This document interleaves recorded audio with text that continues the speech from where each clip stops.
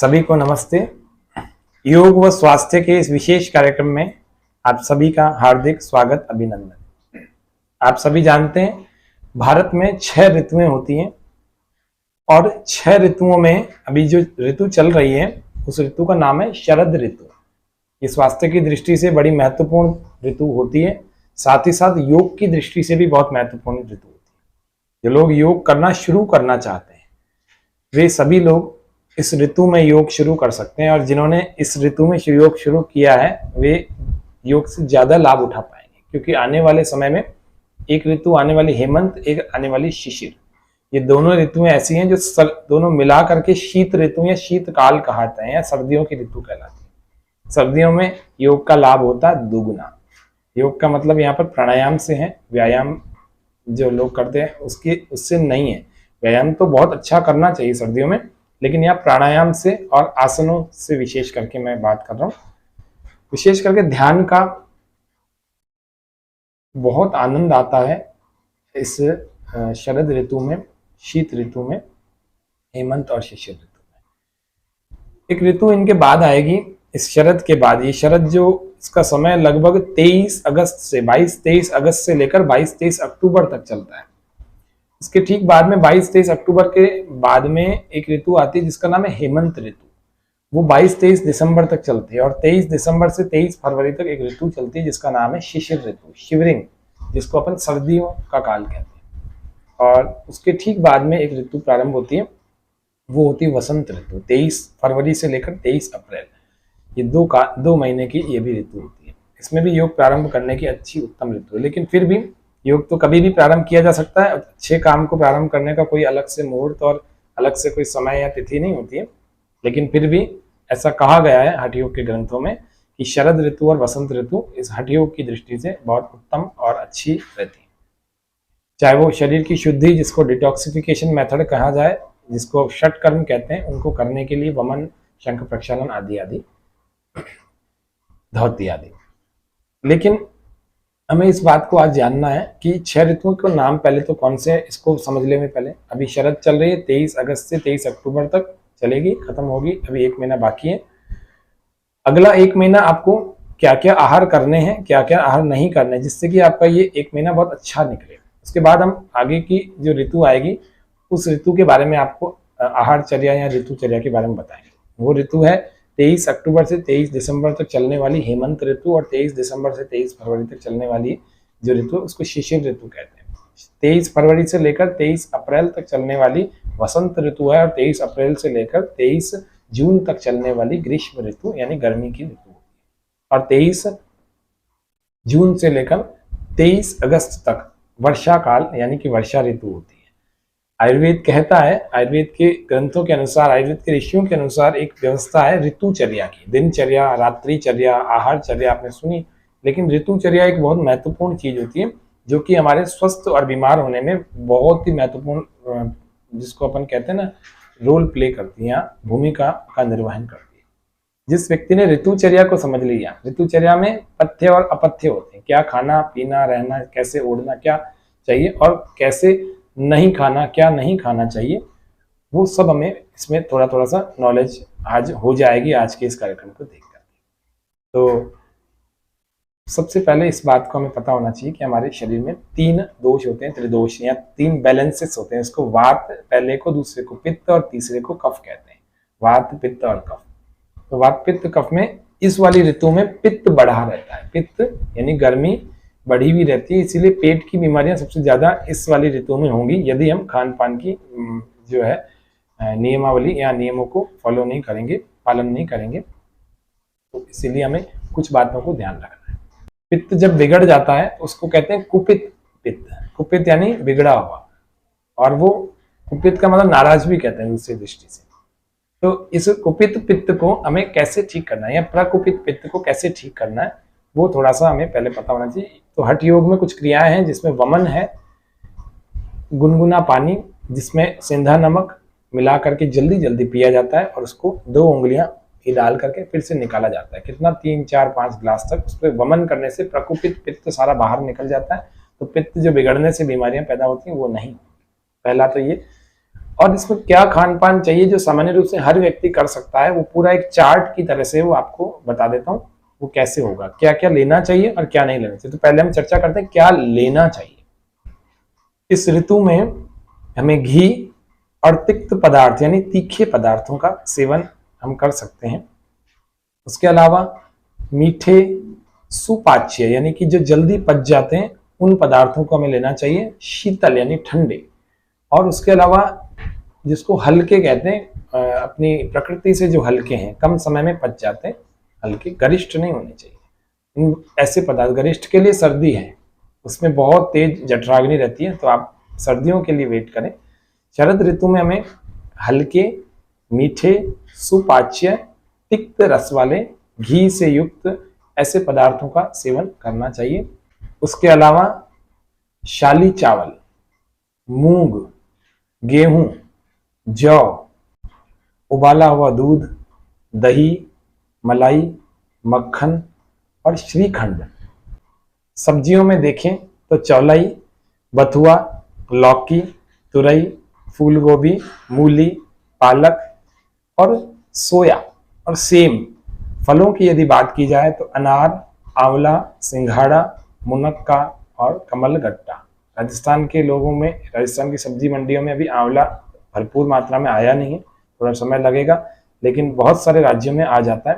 तो इसीलिए आंवले का भी इस ऋतु से सेवन हम कर सकते हैं। यानी कि आपको मार्च से लेकर सितंबर तक आंवला नहीं लेना, बस सितंबर से लेकर फिर मार्च तक आंवला ले सकते हैं। रसायन का काम करता है, तो शरीर में शक्ति बढ़ाने का काम करता है, रोग कम होंगे, पेट को साफ रखेगा, पेट पाचन तंत्र बहुत अच्छा रखेगा यदि हम अभी से आंवला का सेवन कर सकते हैं, करेंगे।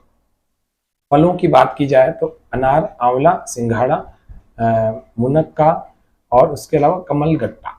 कमलगट्टा आपने सुना होगा, उस सब्जी को या उस फलों को, ऐसे फलों को लेना चाहिए जो फलों में आता है कमलगट्टा। आंवले को शक्कर के साथ हम ले सकते हैं, खा सकते हैं। तीखे पदार्थ के साथ में अगर यदि हम घी लें, घृत जिसको कहते हैं, तीखे पदार्थों को यदि घी में पका करके प्रयोग करें तो ज़्यादा उत्तम रहेगा इस शरद ऋतु में। इस ऋतु में पानी को दिन के समय में सूरज की किरणों में आपको रखना चाहिए और रात्रि के समय में चंद्रमा की किरणों में ही रख करके प्रयोग लाना चाहिए, तभी आपका डाइजेशन और पूरा शरीर बहुत अच्छा रहेगा, शरीर में शक्ति बनी रहेगी।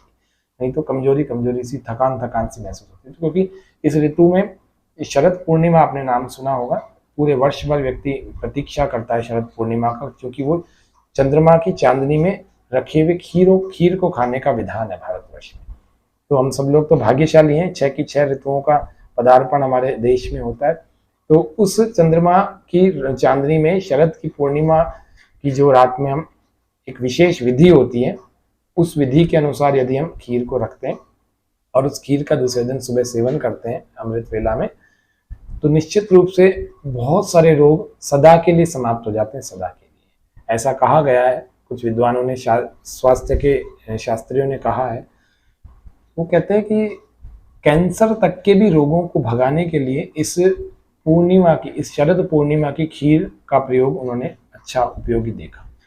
तो अब सबको ये ध्यान रखना है कि घी को अगर लेना है तो, तीखे पदार्थों को लेना है तो घी में पका करके, तेल में पका करके नल में, और दिन के समय सूरज की किरणों में आप जल को रखें जो पीना चाहते हैं, और रात के समय में चंद्रमा की किरणों में आपको जल को रखना चाहिए, जिससे कि वो अच्छे गुणों से युक्त हो जाएगा। तो जल में कोई अशुद्धियां भी होंगी या गरिष्ठ भी होगा, पाचने में कई बार असल में आपने लगता है कि खाना पचाना ही मुश्किल होता है, कई बार पानी पचाना भी मुश्किल हो जाता है। कुछ लोग ऐसे भी हैं इस संसार में जो पूरे दिन में 1 या 2 गिलास पानी पीते हैं, वो कहते हैं प्यास ही नहीं लगती, और या कहते हैं हम जबरदस्ती पी भी लेते हैं तो डाइजेस्ट ही नहीं होता, पेट फूल जाता है।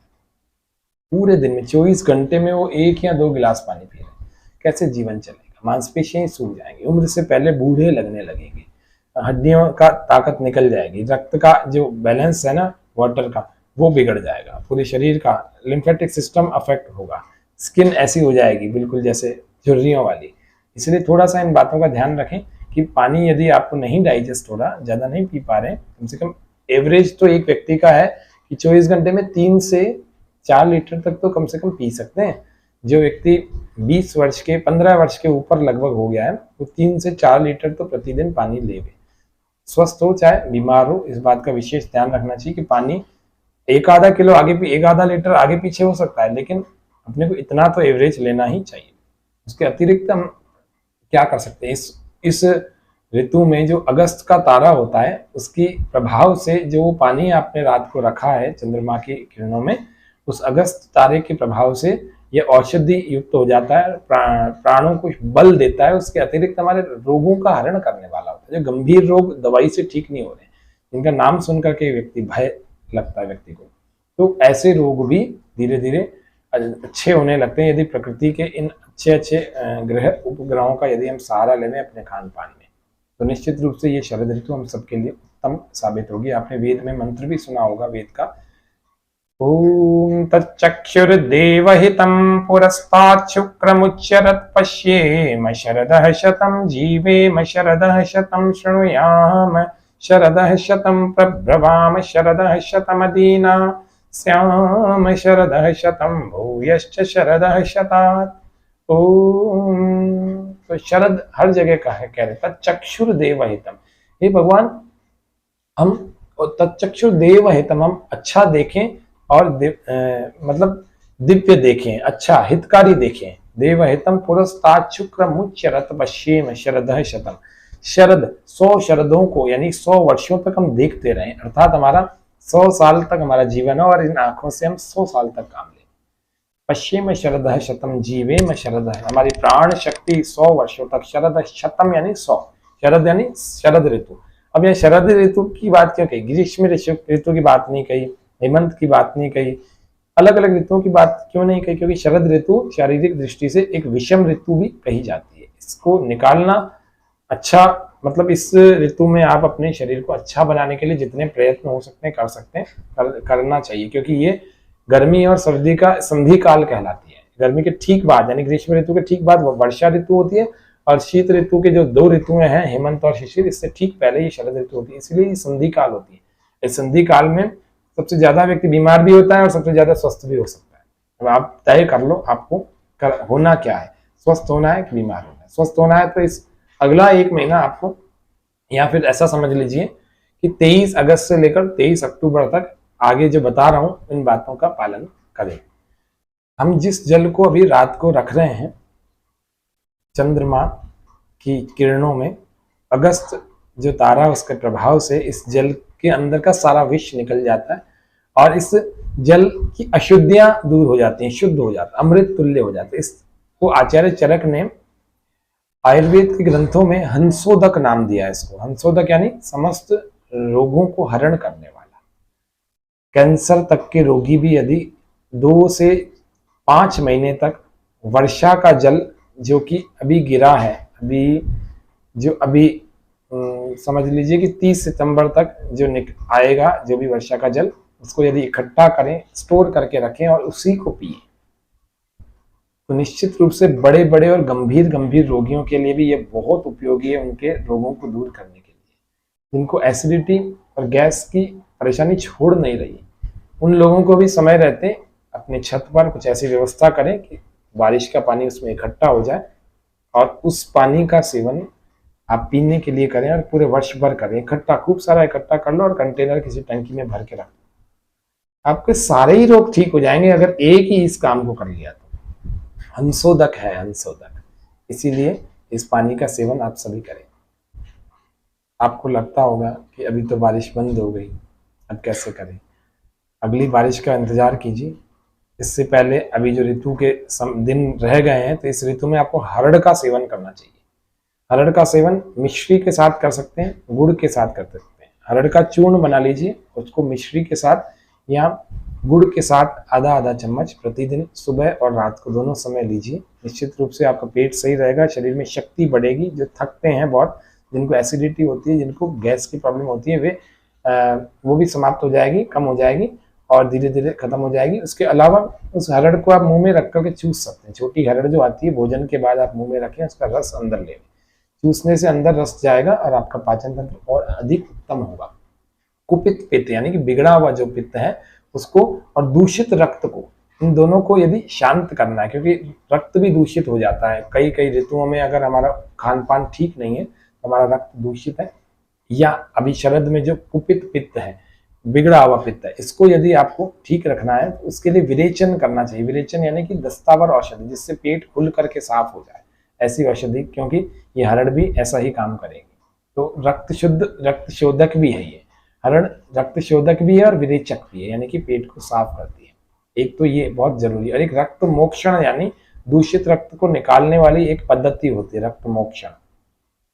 पंचकर्म जो आयुर्वेद के कहे गए हैं, निरूह बस्ती, अनुवासन बस्ती, रक्त मोक्षण, उसके अलावा जिसको हम वमन कहते हैं, विरेचन कहते हैं, स्नेहन कहते हैं, स्वेदन कहते हैं, ये सब चीजें पंच कर्मों में आती है। षट कर्म भी आपको बताए गए, धौती, वस्ती, नेति, त्राटक, नौली और कपाल भाती, वो षट कर्म है योग के और हठ योग के अंतर्गत। आयुर्वेद में पंच कर्मों से व्यक्ति अपने स्वास्थ्य को उत्तम बना सकता है। लेकिन पंचकर्म कराना थोड़ा सा महंगा रहता है, कहीं पंचकर्म सेंटर पर जाकर के आप इसका करा सकते हैं। षट कर्मों को आप घर में भी कर सकते हैं, अगर आपको ठीक ढंग से सिखाने वाला कोई मिले तो कुपित पित्त को और दूषित रक्त को शांत करना है, यदि ठीक करना है, अच्छा रखना है, तो विरेचन औषधि का सेवन करें, यानी कि दस्तावर औषधि जो कि पेट साफ करने वाली हो, जो कि हरड़ बहुत अच्छा काम करेगी, आंवला बहुत अच्छा काम करेगा।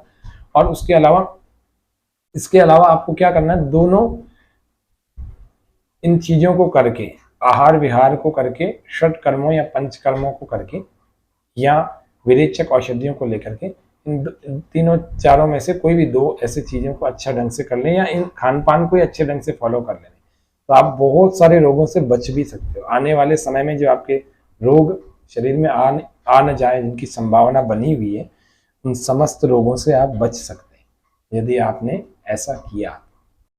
इस ऋतु में जो फूल खिलते हैं ना, उनको आप तोड़ करके आभूषणों के रूप में उसकी माला भी पहन सकते हैं, उनको सूंघ सकते हैं, इससे भी स्वास्थ्य में विशेष अंतर आता है।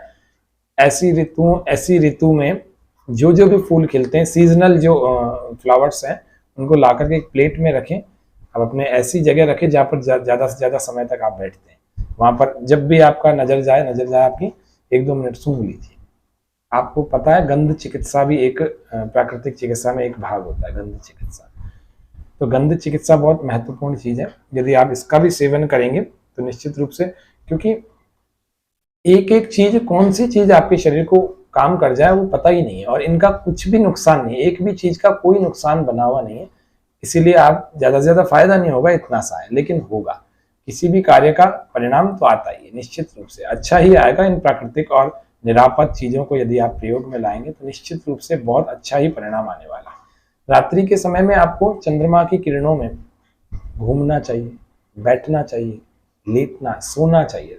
हो सके तो आप छत पर सोएं, मच्छरों की दूर करने की व्यवस्था करके, कैसे मच्छरदानी आदि का प्रयोग करके आप छत पर सोएं, बहुत अच्छा स्वास्थ्य होता है। क्योंकि स्वास्थ्य पर ये चंद्रमा की किरणें शरद की पूरी ऋतु में बहुत अच्छा प्रभाव डालती है। जैसे जल को अंशोधक बना देती है, औषधीय बना देती है, उसी प्रकार से हमारे शरीर के प्रत्येक रोम रोम को चंद्रमा की किरण का जो एक प्रसाद के रूप में कह सकते हैं वो मिलता है, प्रभाव आता है, स्वास्थ्य पर बहुत अच्छा प्रभाव पड़ता है इसका। इसीलिए हमें ध्यान क्या नहीं करना चाहिए इस शरद ऋतु में, अपथ्य, न करने योग्य कर्म, न खाने योग्य पदार्थों को देखते। शरद ऋतु में सरसों के तेल से बचना, मट्ठे से बचना चाहिए। सौंफ, लहसुन, बैंगन, करेला और हींग, काली मिर्च, पीपल, उड़द की दालें, उड़द से बने हुए जितने भी पदार्थ हैं, ये जितने भी पदार्थ होते हैं ना उड़द से बने हुए, या उड़द के दाल से आप पीस करके क्या बनाते हैं, दही बड़े बनाते हैं। इनको दही के साथ कभी नहीं खाना चाहिए। यदि दही के साथ आपको बड़े खाने हैं तो फिर मूंग की दाल का बना के खाएं। उड़द से बने हुए दोनों विपरीत हैं, विपरीत पदार्थों को खाएंगे तो स्वास्थ्य बिगड़ेगा, लिवर बिगड़ेगा, और अंदर और भी कई सारे असंतुलन आएंगे। एक बार से नहीं होता, कई बार करेंगे तो निश्चित रूप से आता ही है। तो उड़द से बने हुए जितने भी भारी खाद्य पदार्थ हैं इनको नहीं लेना चाहिए। सर्दियों में आप लेना, अभी मत लेना। कड़ी जैसे खट्टे पदार्थ नहीं लेने चाहिए। क्षार द्रव्य, तेज मादक पदार्थ जैसे बहुत तेज नशीले पदार्थ किसी ने सेवन कर लिए, नहीं। दही और उसके अलावा लवण पदार्थ, एक सामान्य सा नियम है कि दही में सफेद नमक नहीं डाला जाता। दही को ऐसे लिया करो, नहीं तो थोड़ा सा काला नमक या उसके साथ ही काली मिर्च का पिसा हुआ फॉर्म और उसको मिला करके खाएं, तो ये भी बड़े अच्छी उपयोगी होते हैं। तो लवण वाले पदार्थ, दही वाले और लवण वाले जितने भी खाद्य पदार्थ हैं या पेय पदार्थ हैं, इन सबको हमें देने से बचना चाहिए। अधिक मात्रा में नहीं खाना चाहिए। यदि खा भी रहे तो भूख लगे बिना तो भोजन करना ही नहीं चाहिए। मैं हर ऋतु के पथ्य अपथ्य यानी कि ऋतुचर्या में मैं बताता ही हूँ, सभी को निवेदन करता हूँ कि बिना भूख लगे हमें भोजन नहीं करना चाहिए। अर्ध रोग हरि क्षुधा, सर्व रोग हरि क्षुधा, ऐसे अलग अलग वाक्य ऋषियों के मिलते हैं। सर्व रोग हरि क्षुधा, अर्ध रोग हरि निद्रा, आधे रोगों का हरण कर लेती है हमारी अच्छी नींद, प्रॉपर स्लीपिंग। एंड जिसको दूसरा वाक्य कहते हैं सर्व रोग हरि क्षुधा, जिसको सही समय पर भूख लगती है और उसी समय पर अच्छे पदार्थों से वो भोजन करके उस भूख को शांत कर देता है, तो वो निश्चित रूप से बहुत अच्छा स्वास्थ्य उसको मिल जाता है। बड़े बड़े रोग नहीं होते। सही सही पदार्थों को खाना चाहिए। बिना भूख लगे कभी भोजन हमें कभी भी नहीं करना चाहिए, चाहे ये ऋतु चल रही है चाहे कोई सी भी ऋतु चल रही है। इस समय में जो धूप है और जो मौसम में जो कभी कभी ओस भी पड़ जाती है, ओस से भी बचना चाहिए। अगर पूर्व से आने वाली कोई तेज हवाएं हैं उनके झोंके से बचना चाहिए। अधिक व्यायाम नहीं करना चाहिए। अधिक काम वासनाओं पर हमें जो है उससे बचना चाहिए। ये हानिकारक है, नुकसान करते हैं। तो इस प्रकार से यदि हम इन छोटी छोटी बातों को यदि ध्यान रखें तो आप शरद ऋतु को बहुत उत्तम प्रकार से जी सकते हैं। जो बीमार हैं वे भी, जो स्वस्थ हैं वे भी। आज की इस ऋतुचर्या को एक दो बार ढंग से सुन लीजिए और उसी अनुसार आप अपना डाइट जो तैयार करते हैं, किचन में जो आप बनाने के लिए जाते हैं, तो इन इन पदार्थों को आप लिख कर रखिए कि ये पदार्थ हमें इस अगले इन 2 महीनों में, पूरे 2 महीनों में 23 अगस्त से 23 अक्टूबर तक सेवन नहीं करने। यदि आप ऐसा करेंगे तो आप एक ही ऋतु में देखना आपके स्वास्थ्य में कितना अच्छा सुधार आता है। योग करना अलग बात है, करना चाहिए। योग, प्राणायाम, आसन, ये सब तो करना ही चाहिए, लेकिन उसके अलावा आहार हमारे शरीर में 70%, 60 to 70% रोल प्ले करता है। 30 to 40% योग और प्राणायाम काम करता है। प्राणायाम, आसन, ध्यान, ये सब मेंटल हेल्थ, फिजिकल हेल्थ, इन सबको, अन्नमय कोश को कैसे अच्छा बनाएंगे। अन्नमय कोश यानी कि जो हमारा भोजन से बनता है, शरीर में बल आता है, शरीर में शक्ति आती है, वो कैसे आएगी। तो पोषक तत्व सारे के सारे भोजन से ही मिलते हैं, वायु से मिलते हैं, जल से मिलते हैं, और कैसे मिलेंगे। तो इसीलिए आप अपने भोजन को उत्तम बनाएं, इस ऋतुचर्या को का पालन करें। आज के कार्यक्रम में इतना ही संदेश देते हैं। आप सबके मंगल कामना के लिए प्रार्थना, हम सबकी मंगल कामना के लिए। सर्वे भवन्तु सुखिनः, सर्वे सन्तु निरामया, सर्वे भद्राणि पश्यन्तु, मा कश्चित् दुःखभाग् भवेत्। ओम शांति शांति शांति। सबको नमस्ते।